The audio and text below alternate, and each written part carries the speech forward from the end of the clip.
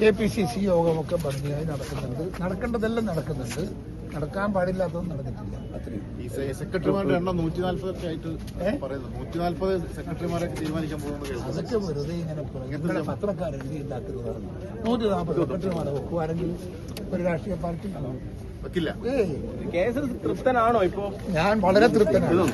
അപ്പോ ഇടതുപക്ഷത്തെ സംബന്ധിച്ചിടത്തോളം അതൊരു വലിയ ഒരു പ്രശ്നമായി മാറാനുള്ള സാധ്യത ഞാൻ നോക്കിക്കാണുന്നു. CPIയെ അത് അനുനയിപ്പിക്കാൻ അവർക്ക് സാധിച്ചിട്ടില്ല. അതിൻ്റെതായ കാരണങ്ങളുണ്ട്. ആ കാരണങ്ങൾക്ക് പരിഹാരം കാണാതെ ഈ പ്രശ്നവുമായി മുമ്പോട്ട് പോയാൽ ഇടതുപക്ഷത്തിന്റെ അടുത്ത് കലാപം ഉണ്ടാകുമെന്ന് ഞാൻ പ്രതീക്ഷിക്കുന്നു.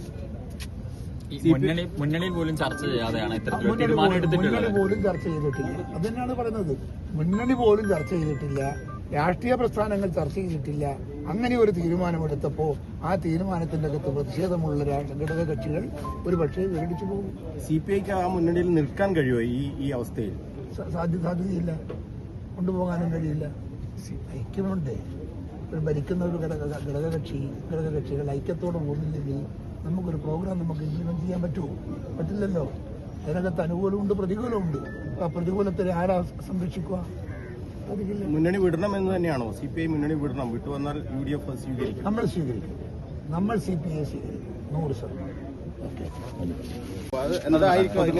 KPCC യോഗമൊക്കെ ഭംഗിയായി നടക്കുന്നുണ്ട്. നടക്കേണ്ടതെല്ലാം നടക്കുന്നുണ്ട്. നടക്കാൻ പാടില്ലാത്തതും നടന്നിട്ടില്ല.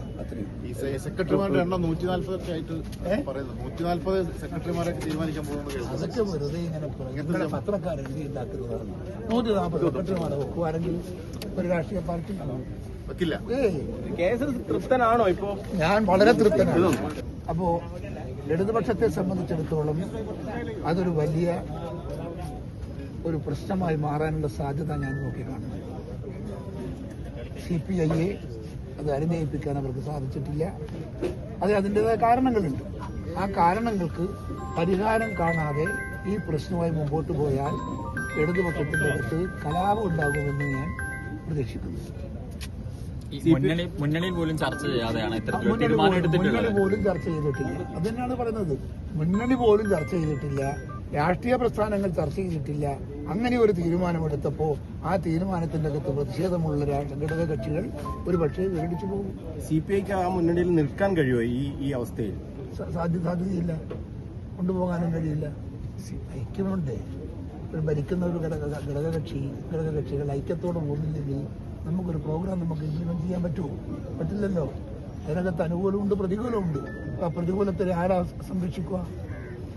മുന്നണി വിടണം എന്ന് തന്നെയാണോ? CPI മുന്നണി വിടണം, വിട്ടുവന്നാൽ UDF സ്വീകരിക്കും. നമ്മൾ സ്വീകരിക്കും. നമ്മൾ CPI സ്വീകരിക്കും 100%.